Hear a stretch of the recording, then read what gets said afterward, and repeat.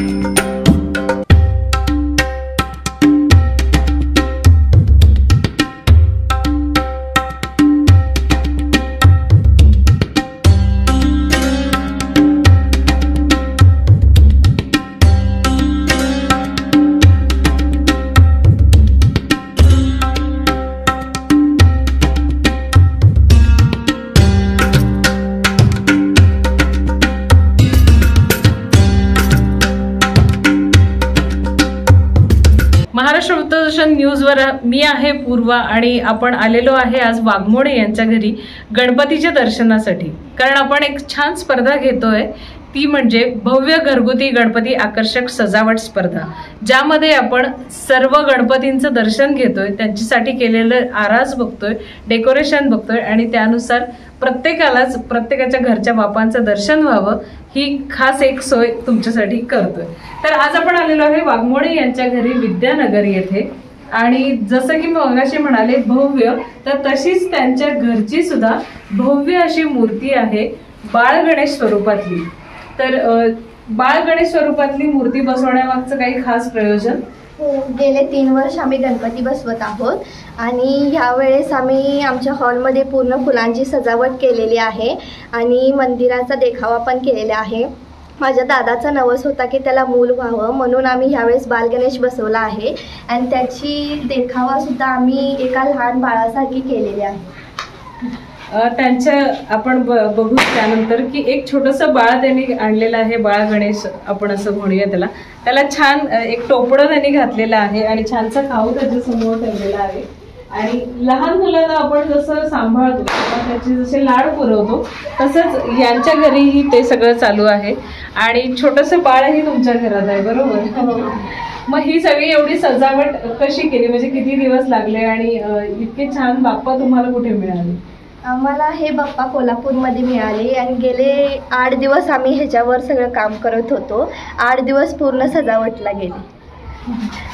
किती वर्ष झाली घरात पूर्ण म्हणजे बाप्पा बसतात तुमचे?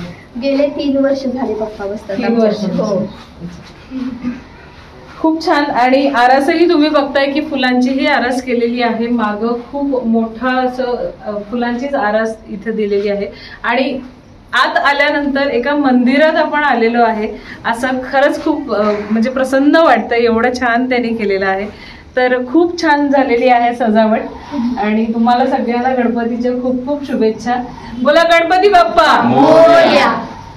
आमच्यासोबत असेच बनून राहा, तरच तुम्हाला इतके छान बाप्पा पुन्हा बघायला मिळतील.